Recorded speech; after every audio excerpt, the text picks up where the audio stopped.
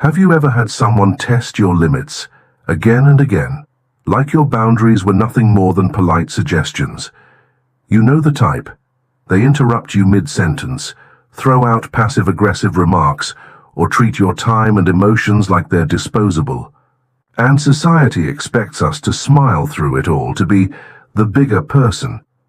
But here's the truth, enough is enough. If you're tired of being walked over, if you're done shrinking yourself to make space for people who don't respect you, this video is exactly what you need. Today I'm revealing some brutally honest, maybe even a bit controversial strategies for handling disrespect without losing your cool, and without ever compromising your self-respect. So stay with me, because by the end of this you'll know exactly where to draw the line, and how to make sure everyone else knows it too. Part 1. Embrace the silent stare. Let's kick things off with one of the most powerful and surprisingly underrated tools in your arsenal, the silent stare. Now I know what you're thinking. Wait, just staring at someone, that's it? Yes, but hear me out. Imagine someone is being blatantly rude. They're trying to provoke you, throw you off, maybe even humiliate you. Most of us instinctively react. We stammer, we try to defend ourselves, or we get flustered. And that's exactly what they want. They're feeding off your emotional response, hoping to pull you into their drama. But when you respond with silence, a calm, steady gaze with no words, no expression, you flip the script entirely. Suddenly, they're no longer in control of the moment. There's something deeply unsettling about someone who doesn't react the way we expect. That unbroken stare, it sends a clear message without a single word. I see you, but I'm not playing your game. It's not about being passive-aggressive. It's about reclaiming your power with quiet confidence. Let me tell you a story. I was once in a meeting where a certain guy kept talking over me, constantly cutting me off like he was delivering some grand speech. Loud, dominant, clearly enjoying the sound of his own voice. I tried to stay polite, tried to interject, but he just kept going, so I stopped. I leaned back in my chair, crossed my arms, and locked eyes with him. No blinking, no frown, just stared. 5 silent seconds. And let me tell you, those 5 seconds said more than any sentence I could have spoken. The room got quiet. People started turning toward him, sensing something shift. And him? He stumbled, lost his train of thought, looked around, flustered. He didn't interrupt me again, not just for the rest of the meeting, but even in the days that followed. Something had changed. He treated me with a level of respect he hadn't before, because sometimes the most powerful no isn't loud or angry. It's silent. It's steady. It's the stare that says, "You don't get to decide how I show up." That silent stare. It's more than just a technique. It's a quiet revolution, a way to say enough without a single word.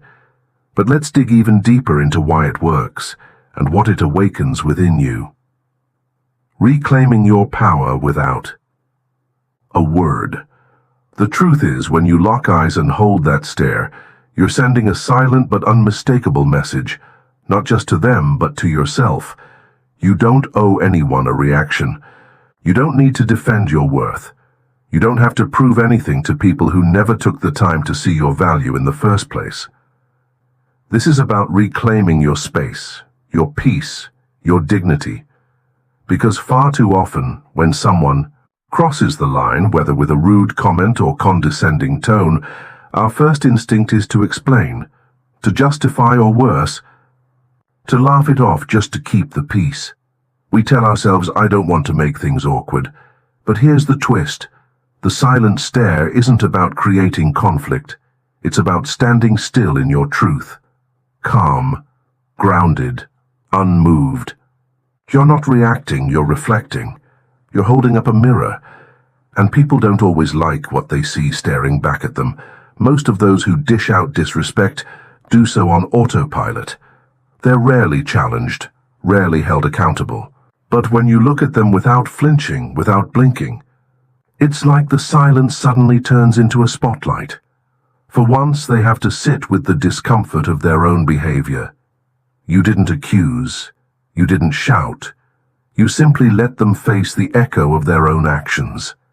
And in that moment, something shifts, not just in them, but in you. The power of inner stillness. I used to be the person who nervously chuckled at mean jokes, who fumbled through explanations when someone questioned my choices. Every time it drained me a little more, until one day I chose not to explain, not to laugh. I just looked. And that tiny shift changed everything, because standing in silence, owning your space without apology, feels like planting a flag in the ground and saying, "This is who I am. I don't shrink anymore." The silent stare isn't a tactic to hurt someone, it's an act of healing, for you. It says, "I don't need to stoop to your level to rise above this." So the next time someone tests your boundaries, tries to make you feel small or pushes your buttons, don't snap, don't plead, don't shrink, just look. Let the silence do the heavy lifting. Let them feel the full weight of your calm. You'll be amazed at how uncomfortable it makes them, and how unbelievably empowered it makes you feel, because that stare, it says everything. I respect myself too much to be pulled into your storm. Transition from previous section. That quiet stare.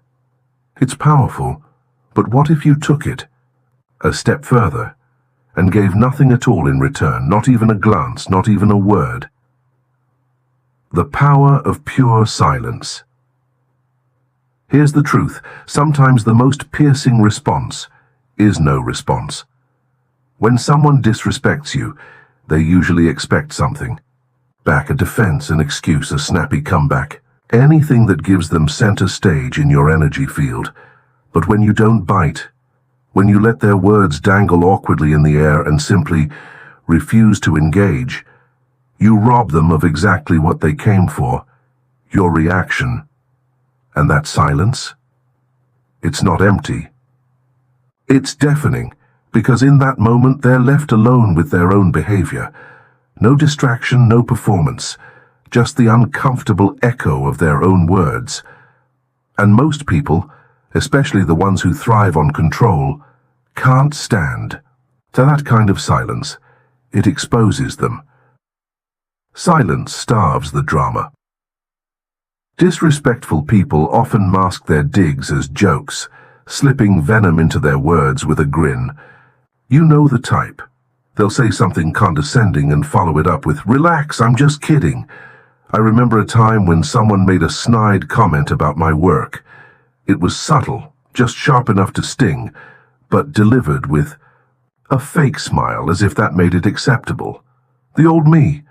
I would have laughed nervously, or tried to explain why the comment was unfair. Maybe even fired back with something equally sarcastic. But that day, I chose silence. I simply raised an eyebrow, looked at him, and said nothing. No defense, no counterattack, just pure, unshaken stillness. The air grew heavy. He looked at me, then down, mumbled something, fidgeted. And that was the last time he ever tried it, because silence doesn't feed their ego. It doesn't validate their need for power. It leaves them holding the very thing they tried to throw at you, their own negativity. Choose peace over proving. The deeper truth is this: when you choose silence, you're choosing yourself. You're declaring without a single word, "My peace matters more than your opinion. I'm not here to dance for your approval. You don't get to pull me into your chaos." It's not just about winning the moment. It's about reclaiming your energy. You see, silence is like a filter. It sifts out the noise, the drama, the nonsense. It protects your space from the emotional clutter other people try to dump on you. And the moment you stop feeling the need to defend every decision, to explain every action, to answer every jab, that's the moment you set yourself free. You no longer hand people access to your emotions. You stop playing their game. And you start living by your rules. I'll be honest, learning to use silence like this didn't come naturally to me, but once I embraced it, it became one of the most liberating tools I've ever had. Let me show you how I made that shift, and how you can too. Silence, once feared, became my greatest source of peace. The less I reacted, the more powerful I felt. But it wasn't always that way. The shift, from reacting to reclaiming power.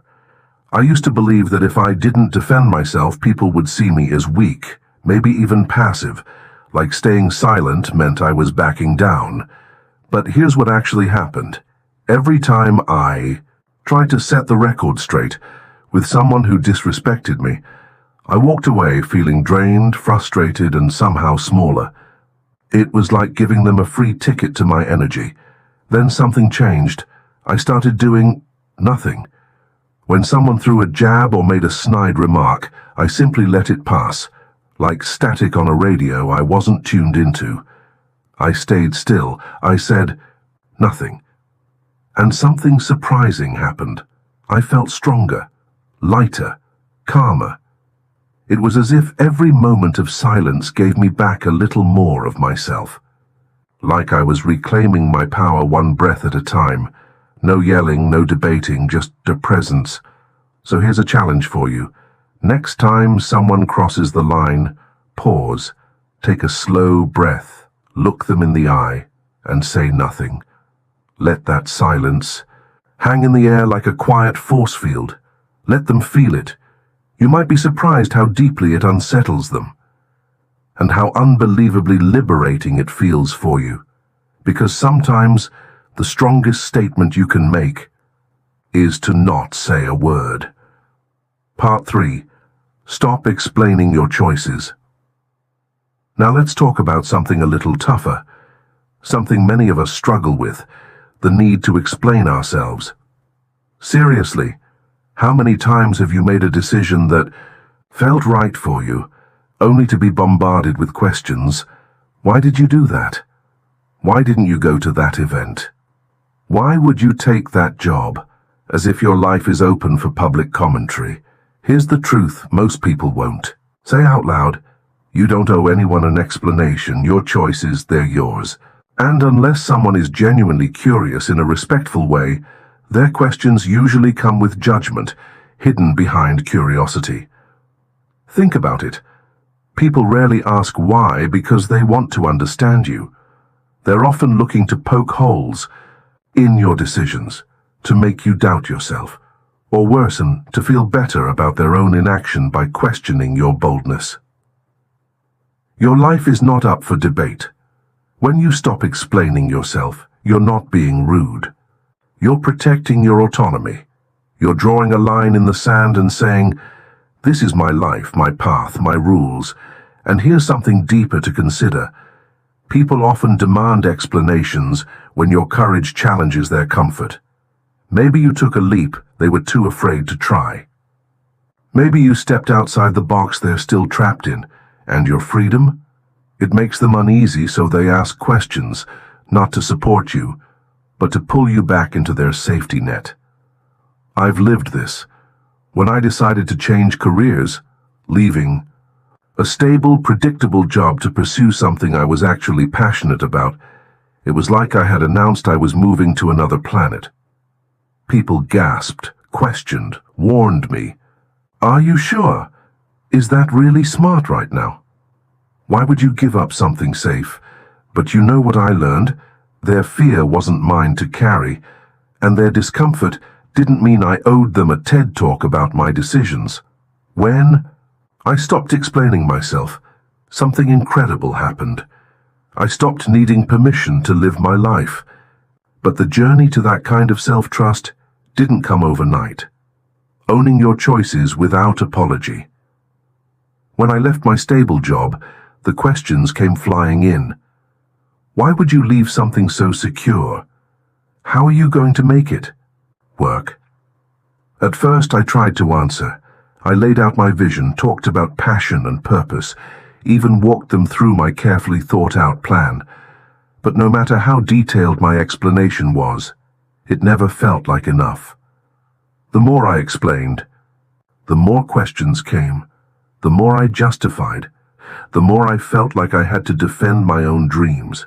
And slowly I realized I wasn't convincing them. I was exhausting myself. So one day I tried something radical.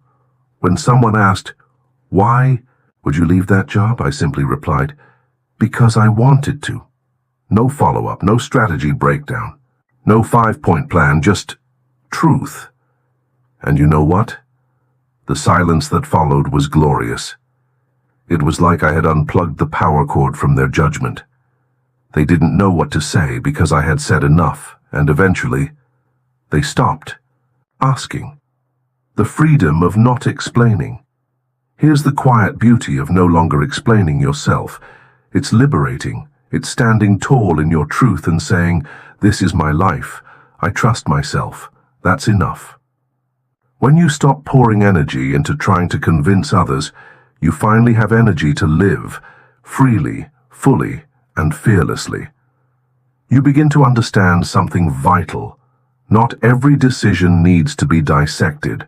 Not every path you choose requires a panel of opinions. Your life doesn't need a round of applause to be valid. And when you say, "I made this choice because it felt right," you're sending a powerful message. I trust my own voice more than I need your approval. Ask yourself this: when was the last time you saw a truly confident person explaining themselves to everyone? Probably never, because people who are grounded in themselves don't need validation. They walk in clarity, they make choices and own them without a committee. A simple rule that changed everything. I used to be the kind of person who'd give a full PowerPoint presentation just to justify a decision. I thought if I could just get people to understand, I'd feel more. I thought if I could just get people to understand, I'd feel more confident. But the truth is, the more I explained, the more I began to doubt myself. Because every time I sought approval, I gave away a little piece of my own voice. So I made a personal rule, a promise really. If someone asked me about a life choice I made, I'd give a brief, calm response, maybe a sentence, maybe two. If they kept pressing, I'd smile and let the silence speak for me. And guess what? My confidence grew. Not because people stopped questioning me, but because their questions no longer rattled me. I stopped treating my life like a courtroom where every move had to be defended. And I started living like someone who trusted their own compass. So here's my challenge to you. The next time someone asks why you did something, why you moved, changed jobs, ended a relationship, said no to a gathering, look them in the eye and say, "Because it felt right for me." That's it. Let the silence speak. Let the confidence settle. Because when you stop over-explaining, you start owning your life. Fully, boldly, unapologetically. Your choices are valid, not because others understand them, but because you made them. 4. Keep your distance. Now let's get real, because not everyone deserves access to you. Some people, no matter how calmly you speak, no matter how clearly you set boundaries, will continue to disrespect you. And when that happens, it's time to create space. Let's be honest. Not everyone deserves a front row seat in your life. You can communicate with kindness. You can set boundaries with clarity. But still, there are some people who will test those boundaries again and again and again. And when that happens, it's not just okay to step back. It's necessary. Some people thrive on control, conflict, or chaos. And if you let them too close for too long, they'll drain you emotionally, mentally, and spiritually. But here's the thing. Creating distance doesn't make you cold. It makes you wise. It means you've stopped confusing access with love, or proximity with peace. It means you've learned the art of protecting your energy without needing to explain it. Not everyone deserves access to you. There was a time when I thought I had to stay connected to everyone, to be polite, to avoid tension, to keep the peace. But keeping certain people close was costing me my own peace. I realized something crucial. You don't owe everyone a seat at your table. You don't have to answer every message. You don't have to stay in every conversation. Some people are best loved from a distance, or not at all. And distancing yourself doesn't always require a dramatic exit. Sometimes it's as simple as fewer replies, slower responses, gentler disengagement. You're not being rude. You're being intentional. Protect your peace like it's sacred, because it is. Think about your energy like a beautiful garden. Who you let in matters. Some people will water your soul. Others will trample it without a second thought. When someone continually crosses the line, ignores your boundaries, or brings more harm than healing, you're allowed to step back. You're allowed to say, "I wish you well, but not at the cost of my well-being." Distance isn't always a punishment. Sometimes it's just protection. A simple truth to remember. Not everyone who started with you is meant to walk the entire journey with you, and that's okay, because the more you protect your space, the more room you create for people who truly see you, respect you, uplift you, and honor your boundaries. Sometimes the greatest protection isn't distance, it's presence. The kind of presence that radiates quiet confidence and says, "I know who I am, and I refuse to shrink." The moment I stopped shrinking, there was a time when I tried to brush off the jabs. You know, those subtle little digs disguised as jokes. At first I told myself, ignore it, don't make it worse. But truthfully, it got to me. I started dreading being around them. Every interaction felt like a battle, like I had to defend who I was just to exist in the room, until one day, I'd had enough. I walked in with my shoulders back, head high, not in arrogance, but in quiet defiance. I decided I would no longer carry the weight of their words, and from that day forward, every time they made one of those snide remarks, I didn't flinch. I didn't frown. I simply looked them in the eye, smiled, and carried on as if it didn't even touch me. And you know what happened? They stopped. It was like something in them shifted. They could sense their words weren't piercing anymore. Their power, the power they once held over me, began to fade. I had risen above the noise, and it showed. The energy of walking tall. There's something magnetic about holding your head high. It creates an invisible force field, one that quietly declares, "I am untouchable." And here's where it gets real. People who don't respect you, they hate seeing you confident. It disrupts the story they've told themselves. They want to believe they're above you. They want to think they can control how you feel, what you believe, who you become. But when you move through the world with quiet certainty, when you refuse to play small, it shakes them. Because suddenly, their negativity doesn't stick. And let's face it, society doesn't always know what to do with someone who is unapologetically whole. Someone who doesn't flinch under judgment. Someone who walks like they know they belong. The radical act of holding your head high. Holding your head high isn't about arrogance.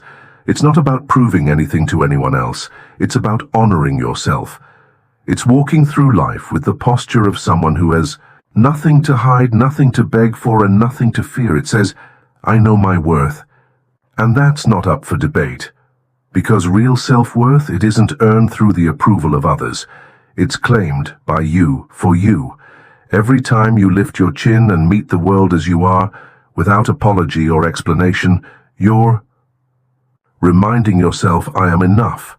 And the more you practice this simple, powerful act of showing up with dignity and confidence, the less noise you'll hear from those trying to bring you down.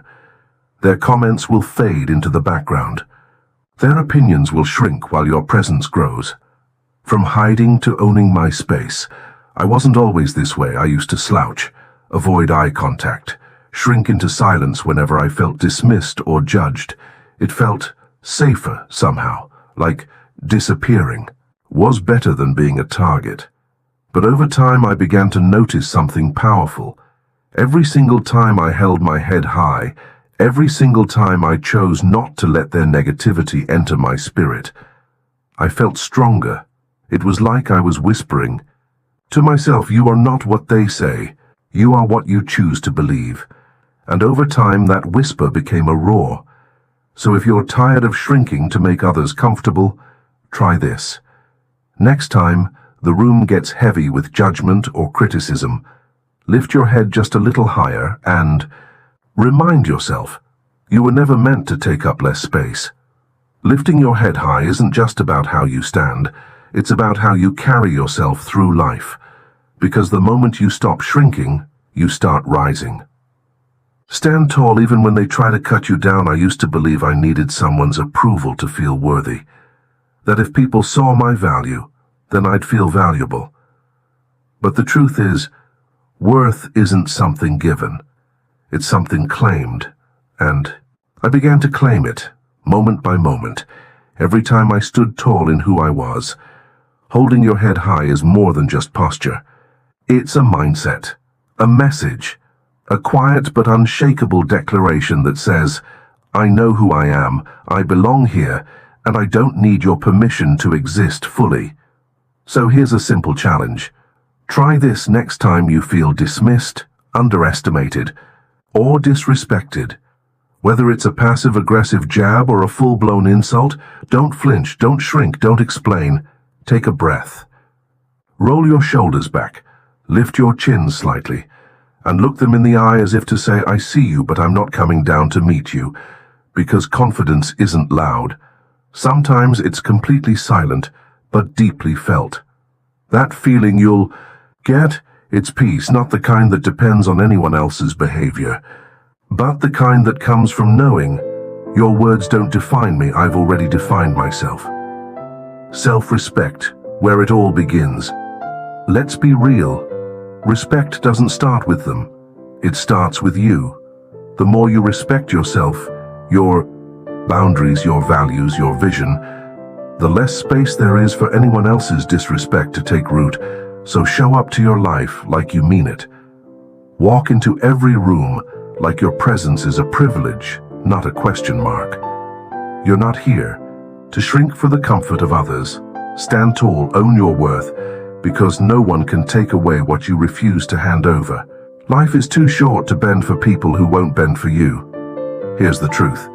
There will always be people who don't get it, who don't see your worth, who question your choices, your path, your growth.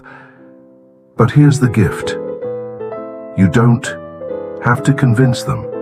You don't have to prove anything. You get to choose what energy you allow into your life.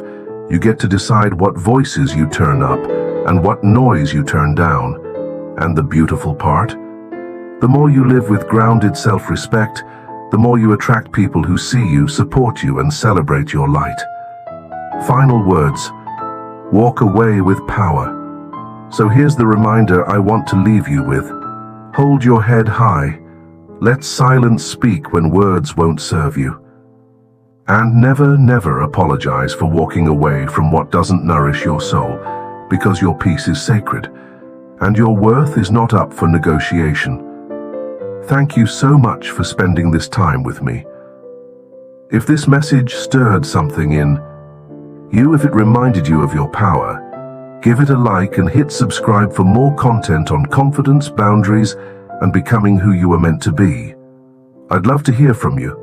Drop a comment below if you've ever had to handle disrespect or stand tall when it wasn't easy. Let's grow through this together. Until next time. Take care, stay strong, and remember, respect starts with you.